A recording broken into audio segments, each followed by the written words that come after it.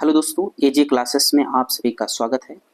हम लोग देख रहे थे वैदिक संस्कृति से जितने भी क्वेश्चन बन सकते हैं। तो 50 क्वेश्चन अब तक हो चुके हैं और 51 से आज हम लोग कंटिन्यू करेंगे। तो 51 की अगर बात करें तो क्वेश्चन नंबर 51 कह रहा है कि यज्ञ संबंधी विधि विधानों का पता चलता है। वो विधि विधान का पता ऋग्वेद से चलता है, सामवेद या ब्राह्मण ग्रंथों से या यजुर्वेद से। आपको बताना है। इसका करेक्ट आंसर हो जाएगा option D. Option D Yajurveda से। यजुर्वेद जो है इसमें यज्ञ और कर्मकांड से संबंधित है, यानी यज्ञ और कर्मकांड। यजुर्वेद में यज्ञ और कर्मकांड है। यजुर्वेद एक ऐसा वेद है जो गद्य और पद्य दोनों में लिखा गया है। गद्य और पद्य दोनों में लिखा गया है। तो जो गद्य और पद्य दोनों में लिखा जाता है उसको बोलते हैं चंपू। ठीक है, इसको भी आपको याद रखना है। कभी कभी पूछता है कि चंपू क्या है। ठीक है, अब बात आती है ऋग्वेद की। जो पढ़ने वाले थे यानी जो उनका उच्चारण करते थे उनको कहा जाता था अधर्व्यु। एक मिनट, अधर्व्यु कहा जाता था। क्या कहा जाता था? अधर्व्यु।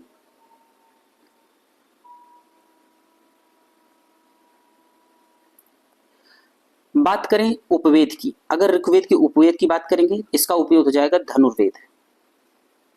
धनुर्वेद। और संकलनकर्ता की अगर हम बात करें, संकलनकर्ता तो विश्वामित्र हो जाएंगे। विश्वामित्र। ठीक है, यजुर्वेद को दो भागों में डिवाइड किया गया है। थोड़ा डीपली देखेंगे। दो भागों में डिवाइड किया गया है। एक है शुक्ल और दूसरा है कृष्ण। शुक्ल जो है वो पद्य में लिखा गया है और कृष्ण जो है वो गद्य में लिखा गया है। अब ये जो कृष्ण है, कृष्ण में वाजस्नेयी, वाजस्नेयी, वाजस्नेयी संहिता, संहिता के नाम से भी जानते हैं। ठीक है, इतनी चीजें इसमें इंपॉर्टेंट थी। आगे बढ़ते हैं। Question number 51। वैदिक युग की सभा। वैदिक युग में जो सभा थी वो कैसी थी? गांव में व्यावसायिक लोगों की संस्था थी, राज दरबार होता था, या मंत्री परिषद थी, या राज्य के समस्त लोगों की एक राष्ट्रीय सभा थी। तो इसका करेक्ट आंसर हो जाएगा ऑप्शन सी, मंत्री परिषद थी। आगे बढ़ेंगे। Question number 53। वैदिक युग में प्रचलित लोकप्रिय शासन प्रणाली थी निरंकुश, प्रजातंत्र, गणतंत्र या वंशानुगत। आपको बताना है। इसका करेक्ट आंसर उसका हो जाएगा गणतंत्र, यानी ऑप्शन सी। सबसे प्राचीन वेद कौन सा था?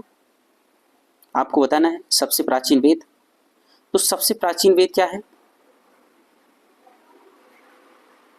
प्राचीन मतलब पुराना। तो सबसे प्राचीन हो जाएगा ऋग्वेद और सबसे बाद का क्या हो जाएगा? अथर्ववेद। तो यानी ऑप्शन ए इसका करेक्ट हो जाएगा। ऋग्वेद, यजुर्वेद और सामवेद को हम त्रयी बोलते हैं। क्या बोलते हैं? त्रयी या वेद त्रयी। इसको भी आपको याद रखना है। आगे बढ़ेंगे।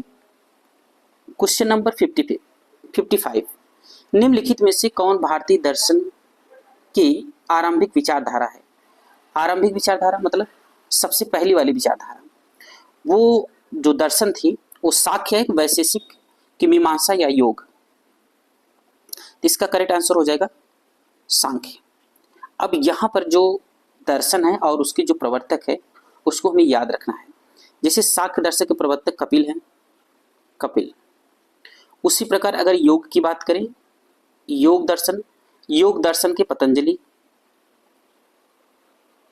प्रवर्तक। ठीक है, और न्याय दर्शन के प्रवर्तक हैं कौन?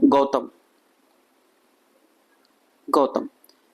चारवाक दर्शन, कौन सा दर्शन? चारवाक। तो इसके संकलनकर्ता कौन है? चारवाक ही। अगर हम बात करें पूर्व मीमांसा की, पूर्व मीमांसा की बात करें तो जैमिनी। बात करें उत्तर मीमांसा की, उत्तर मीमांसा वादरायण। ठीक है, ये दर्शन है और उसके प्रवर्तक, इसको भी आपको याद रखना है। आगे बढ़ते हैं क्वेश्चन नंबर 56। सांख्य, योग, न्याय, वैशेषिक, मीमांसा एवं वेदांत, इन 6 भिन्न भारतीय दर्शनों की स्पष्ट रूप से अभिव्यक्ति हुई है। वैदिक युग में, गुप्त युग में, कुषाण युग में, मौर्य युग में।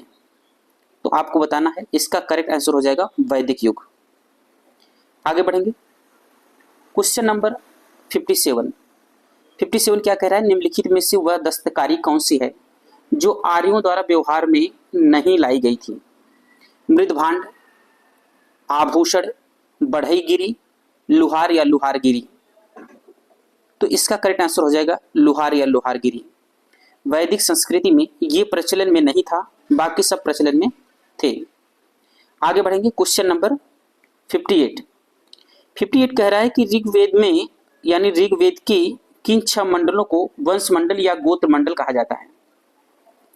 ऑप्शन दिया गया दूसरे मंडल से 7वें मंडल तक, ऑप्शन बी है 1 मंडल से 6वें मंडल तक, ऑप्शन सी है तीसरे मंडल से 8वें मंडल तक, चौथे मंडल से 9वें मंडल तक। तो आपको बताना है इसका करेक्ट आंसर। इसके करेक्ट आंसर की अगर हम बात करें तो ऑप्शन ए करेक्ट हो जाएगा, दूसरे मंडल से 7वें मंडल तक। ऋग्वेद में कुल मिलाकर के 10 मंडल हैं, 10 मंडल। अब 10 मंडल में जो 2 से 7 तक हैं उसे हम कहेंगे वंश मंडल या गोत्र मंडल। लेकिन इसमें जो मंडलों में कुछ मंडल बहुत इंपॉर्टेंट है, उसको आपको जानना बहुत जरूरी है, एग्जाम में पूछा जाता है। जैसे मंडल 3 में गायत्री मंत्र का पता चलता है, गायत्री मंत्र।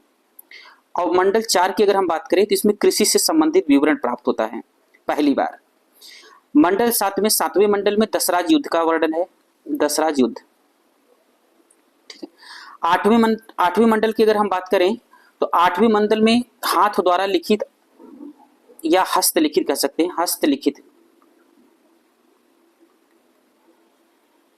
हस्तलिखित वर्णन मिलते हैं। ठीक है, हाथ से लिखा हुआ। और अगर 10वें मंडल की हम बात करें, 10वें मंडल में तो वर्ण व्यवस्था का पता चलता है, वर्ण व्यवस्था। ठीक है, तो इसका करेक्ट आंसर ऑप्शन ए हो जाएगा। आगे बढ़ेंगे क्वेश्चन नंबर 59। किस वेद में जादुई माया और वशीकरण का वर्णन है?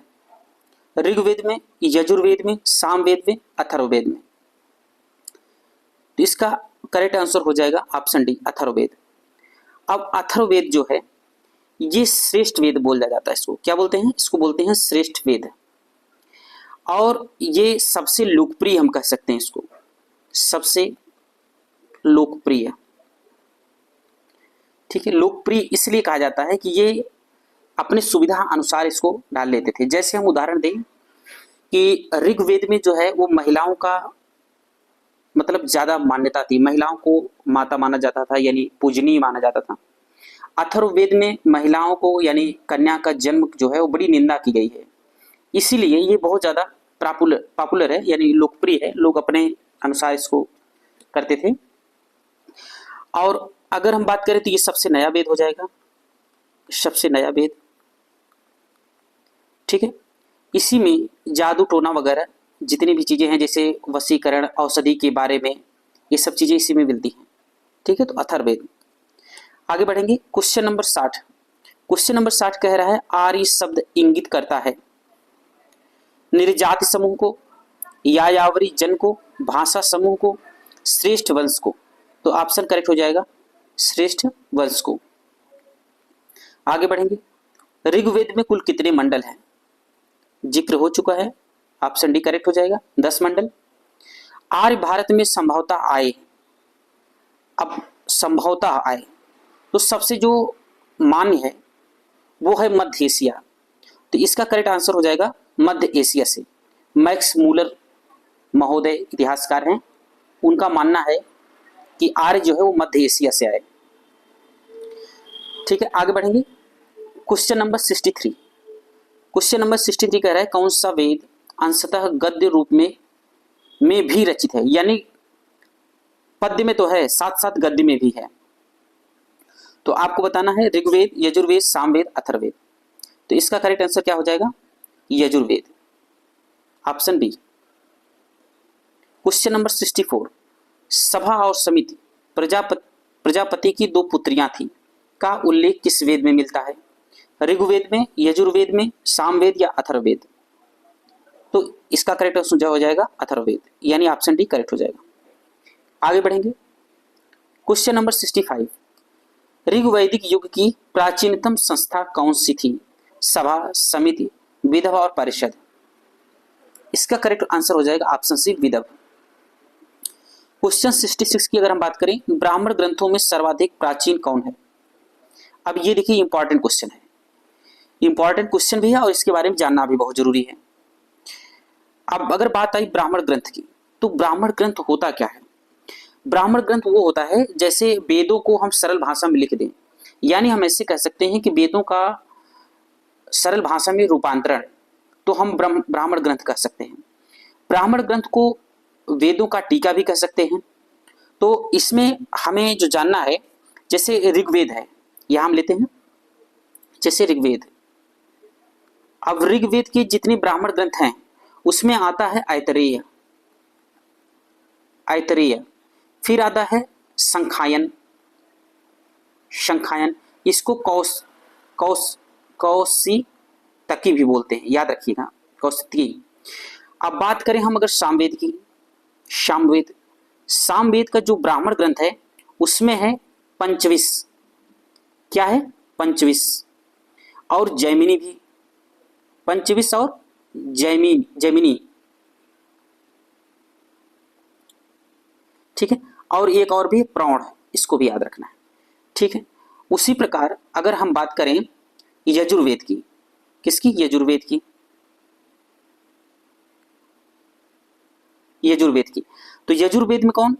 अभी पीछे जिक्र किया हमने, कृष्ण शाखा, कृष्ण शाखा, जिसे तैत्तरीय कहते हैं, तैत्तरीय, और एक इसमें शुक्ल, शुक्ल शाखा, जिसे हम शतपथ कहते हैं, शतपथ। अगर हम बात करें अथर्ववेद की,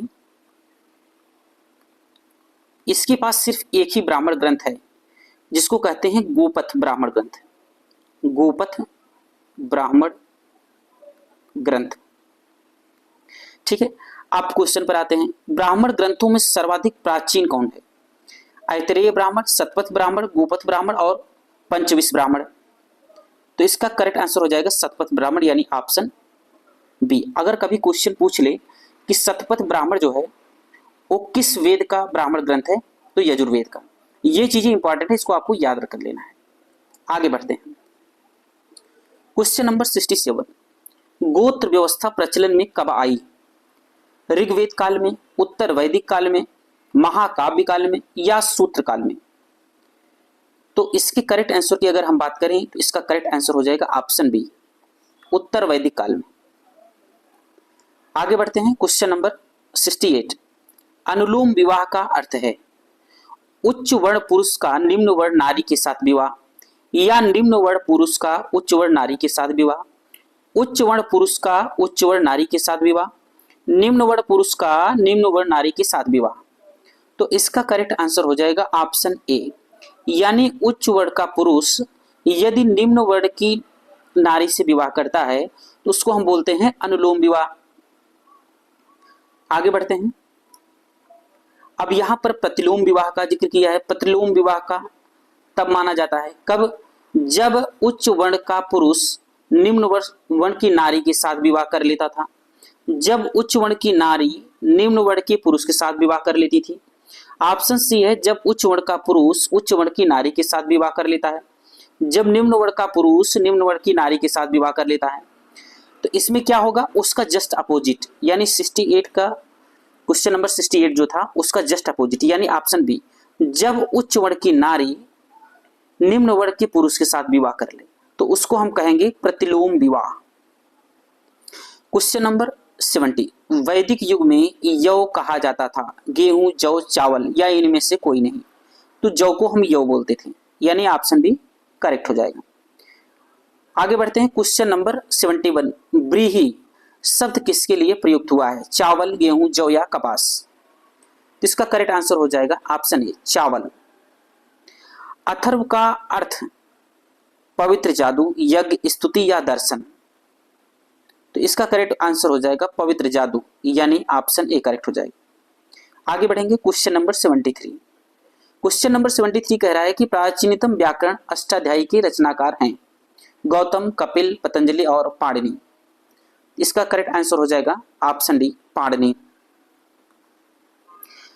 क्वेश्चन नंबर 74, निम्न में से कौन सी स्मृति प्राचीनतम है?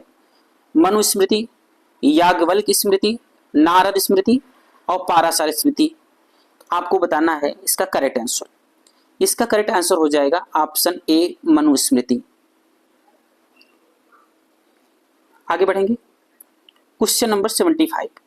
क्वेश्चन नंबर 75 कह रहा है कि आदि काव्य की संज्ञा किसे दी जाती है? रामायण, महाभारत, गीता या भगवत पुराण? तो आदि काव्य हम रामायण को कहते हैं। किसको कहते हैं? रामायण।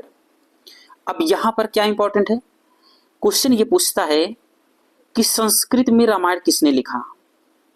संस्कृत में लिखे थे महर्षि वाल्मीकि। अगर कहा जाए कि अवधी में कौन लिखा था? अवधी भाषा, तो गोस्वामी तुलसीदास। अगर कहा जाए कि तमिल में रामायण किसने लिखा था? तमिल में तो कंबन। अगर पूछा जाए फारसी में किसने लिखा था? फारसी में तो बदायूनी। इंपॉर्टेंट है, पूछता है इसीलिए। अगर बात करें बांग्ला का, तो बांग्ला में किसने लिखा था? कृतवास। अंग्रेजी की बात करें, अंग्रेजी में किसने लिखा था? तो RTH ग्रिफिन। तेलुगु की बात करें, तेलुगु भास्कर। तेलुगु में रामायण किसने लिखा? भास्कर। अब बात आती है कन्नड़ की कुमुदेंदु। फिर से देखेंगे, कुमुदेंदु। अब बात करेंगे मैथिली की। मैथिली में किसने लिखा? चंद्रा झा। यही एक महिला थी, चंद्रा झा। ठीक है। अगर कभी क्वेश्चन ये पूछा जाए कि रामायण में कौन ऐसे हैं जो महिला हैं, या जैसे आप समझ सकते हो, अगर हम मैथिली में बात करें तो मैथिली में चंद्रा झा हो गई। ठीक है। बस आज यहीं तक, मिलेंगे हम अगले सेशन में। तब तक के लिए धन्यवाद।